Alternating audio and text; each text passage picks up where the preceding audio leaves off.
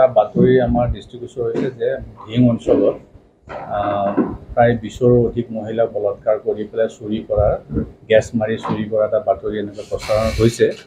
গতিকে সেই সংক্ৰান্তে মই ভাবিছোঁ যে আপোনালোকৰ চেনেলৰ জৰিয়তে আমি যিখিনি সত্য আমাৰ হাতত যিখিনি তথ্য আছে আমি আপোনালোকক জনাব বিচাৰিছিলোঁ যে আমাৰ এতিয়ালৈকে ভিঙত আমি 2টা কেছ আমাৰ ৰুজু হৈছে।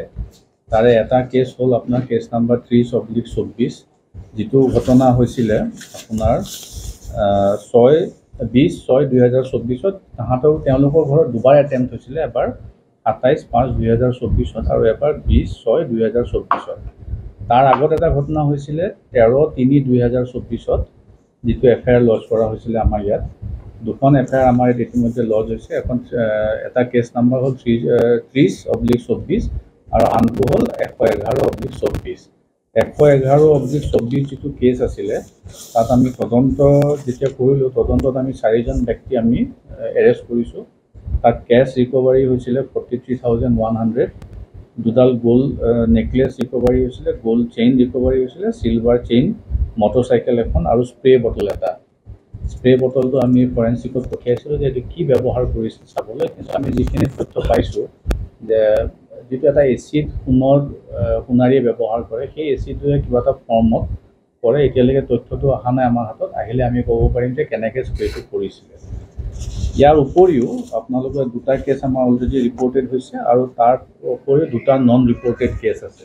টোটেল 4টা কেছ আমাৰ নন ৰিপৰ্টেড, মানে তেওঁলোকে FIR দিয়া নাই, তেওঁলোকৰ গা অসুস্থ হৈছিলে, কিন্তু পিছলৈ FIR আমাক নিদিলে।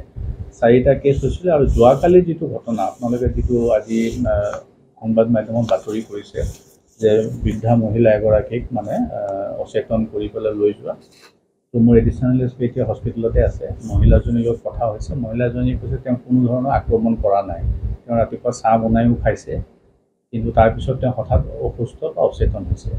বাকী বলাৎকাৰৰ যিখিনি কথা আহিছে, বলাৎকাৰৰ কথাখিনিৰ কাৰণে মেডিকেল প্ৰট'কল আছে, যিখিনি গাইনকলজিকেল টেষ্ট বৰ্তমান চলি আছে আৰু মোৰ এডিশ্যনেল SPয়ে তাতে উপস্থিত আছে। যে মেডিকেল ৰিপৰ্টটো আমি ফাইনেলি পাম, আপোনালোকক আমি জনাই দিম। কিন্তু এপাৰেণ্টলি যিখিনি আমি ডক্টৰে আমাক জনাইছে যে তেওঁ এতিয়ালৈকে সেইটো বলাৎকাৰৰ তেওঁলোকে কোনো লক্ষণ পোৱা নাই, আৰু তেওঁ নিজেও এতিয়া কথা ক'ব পৰা হৈছে লাহে লাহে। তেওঁ মোৰ এডিশ্যনেল SPৰ আগত বা তেওঁলোকৰ ঘৰৰ ৰাইজো তাতে উপস্থিত আছিলে। তেওঁলোকৰ আগতে যিখিনি কৈছে তেওঁ কোনো ধৰণৰ তাতে আক্ৰমণকাৰী ৰাতি কৰা হোৱা নাই, যিটো মানে এটা বাতৰি প্ৰচাৰ হৈছিলে। যিয়ে নহওক, মেডিকেল ৰিপৰ্টটো আহিলে আমি 100% চিয়'ৰ হ'ম। কিন্তু এতিয়া যিখিনি আমি তথ্য পাইছোঁ যে তেনেকুৱা ধৰণৰ কোনো ইছ্যু হোৱা নাই। বাকী বলাৎকাৰৰ কথা আৰু এটা ওলাইছিলে যে যিটো কেছ আপোনাৰ হেৰিত হৈছিলে, যিটো কেছ আপোনাৰ মাৰ্চ মাহত যিটো হৈছিলে তাতে বলাৎকাৰ কৰা বুলি কৈছিলে। মেডিকেল ৰিপৰ্টটো মোৰ লগত আছে এতিয়া। মেডিকেল ৰিপৰ্ট মতে ডক্টৰে কোনো ধৰণৰ বলাৎকাৰৰ তথ্য পোৱা নাই। গতিকে যিটো নেৰেশ্যন বা যিটো নিউজ আজি ওলাইছে যে 20ৰো অধিক তেনেকুৱা বলাৎকাৰ হৈছে ইয়াত, এই তথ্যটো আমাৰ হাতত যিখিনি অফিচিয়েল তথ্য আছে সেইটো সত্য নহয়। মই আপোনালোকৰ চেনেলৰ যোগেদি আমি অনুৰোধ কৰিম যাতে এনেকুৱা ধৰণৰ বাতৰিবিলাক প্ৰচাৰ কৰাৰ আগতে আমাৰ লগত এবাৰ মানে এটা পৰামৰ্শ লৈ লওঁ। আৰু তাৰপিছত আমাৰ যিটো গেং আমি ধৰিছিলোঁ, যিটো স্প্ৰে কৰিছিলে, সেই গেংটোৱে আজি হয়তো মানে জেলতে আছে। আমি আজি খবৰ কৰিলোঁ। আজি যিটো এটা ঘটনা হোৱা বুলি কৈছে যে হেৰি ঘৰত আপোনাৰ কৈ ল'ব দিয়ক, তাৰপিছত আপুনি প্ৰশ্ন কৰিব। গোপাল নাথৰ ঘৰত যিটো হোৱা বুলি কৈছে, গোপাল নাথৰ ঘৰত ঘটনাটো এনেকুৱা যে ৰাতি 12:30মান বজাত তেওঁৰ পুতেকে, গোপাল নাথৰ ল'ৰাই তেওঁৰে ৰিলেটিভক জনাইছে। ৰিলেটিভজন তাত যায় আৰু থানাতো জনায়। তাত গৈ পেলাই যিটো দেখে যে কোনো ধৰণৰ বস্তু লৈ যোৱা দেখা নাই, কিন্তু তেওঁলোকৰ গোটেইখিনি মানুহৰ অসুস্থ হৈছে। গতিকে ডক্টৰৰ এতিয়া তেওঁলোকে ৰেফাৰ কৰা হৈছে। ডক্টৰৰ লগত আমি কথা পাতিছোঁ। ডক্টৰে কৈছে যে এতিয়ালৈকে আমি এক্সামিনেশ্যন কৰি আছোঁ, কিন্তু আমাৰ লাগিছে যে হয়তো কিবা ফুড পয়জনিঙো হ'ব পাৰে, অসুস্থ হোৱাৰ কাৰণ। তেওঁলোকে এতিয়ালৈকে FIR লজ কৰা নাই। আৰু আপুনি যিটো ক'লে আৰু এঘৰত হৈছে, সেইটোও ঠিক তেনেকৈ হেৰি হোৱা বুলি আমাক ৰিপৰ্ট কৰিছে। OCয়ে আমাক গৈ চাই আহিছে। আৰু এখন দোকানতো তলা ভাঙি পেলাই চিগাৰেট কেইপেকেটমান নিয়া বুলি আমাৰ হাতত তথ্য আহিছে। এইটো যোৱা ৰাতি 12:30টাৰ পিছৰ কথা। সেইটো আমি এতিয়া বৰ্তমান তদন্তত ৰাখিছোঁ।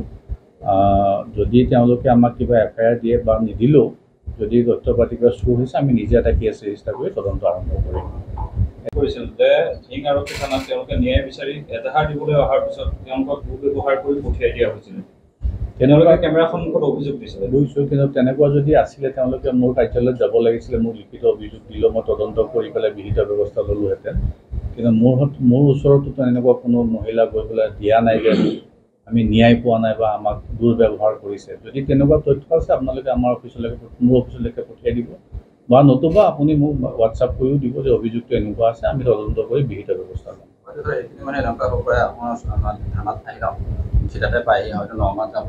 নালাগে, আপুনি হোৱাটছআপ কৰি দিব পাৰে মোক, মোৰ অফিচিয়েল নাম্বাৰটো আছে, আপোনালোকে জনাইও দিব পাৰে। তেনেকৈ আজিকালি FIR দিয়াৰো ব্যৱস্থা আছে। আপোনালোকে জানে যে নতুন আইন হৈছে, আজিকালি কমপ্লেইন দিয়াৰ ব্যৱস্থা আছে, DGP গ্ৰিভান্স চেল আছে, তাত তেনেকুৱা দিয়ক, আমি তদন্ত কৰি নিশ্চয় বিহিত ব্যৱস্থা ল'ম। যেনেকুৱা মহিলাৰ লগত যদি দুৰ্ব্যৱহাৰ হৈছে আৰু যদি তথ্য পাওঁ, আজিকালি আপোনালোকে নিজেই দেখিছে যে গোটেই পুলিচ ষ্টেচনতে কেমেৰা লগোৱা আছে, গতিকে আজিকালিতো আৰু মিছাও ক'ব নোৱাৰে যে কেমেৰাত চব ওলাব। আজি আপোনালোক ইয়াত আছে, গোটেইখিনি কেমেৰাত ৰেকৰ্ডিঙে হৈ আছে।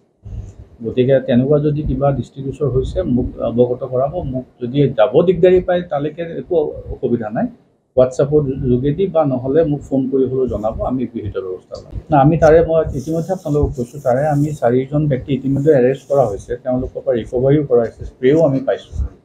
কিন্তু এতিয়া তেওঁলোকেতো জেলতে আছে। মই আজিও ৰাতিপুৱাই খবৰ কৰিছোঁ, এতিয়া খবৰটো পালোঁ যে জেলতে আছে। কিন্তু এতিয়া হয়তো নতুন গেং কোনোবা ফৰ্ম কৰিব পাৰে, তাৰ কাৰণে আমি আকৌ নতুনকৈ তদন্ত কৰিব লাগিব।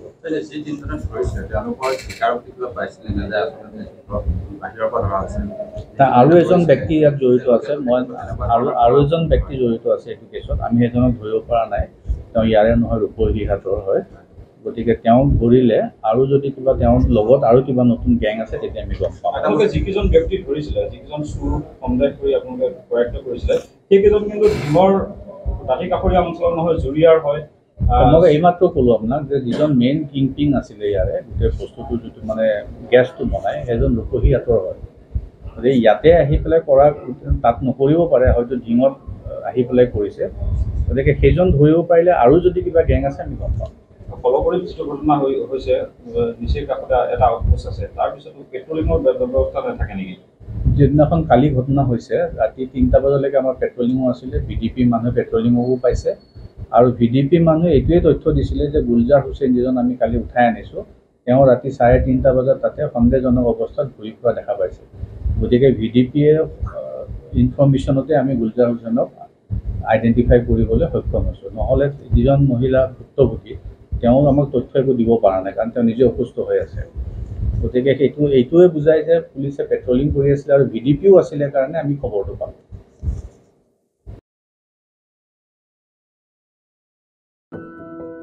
এনিভাৰত 24ৰ প্ৰথম প্ৰয়াস, জুবিন গাৰ্গৰ গীতৰ প্ৰতিযোগিতা। জুবিনৰ গানে কি আনে?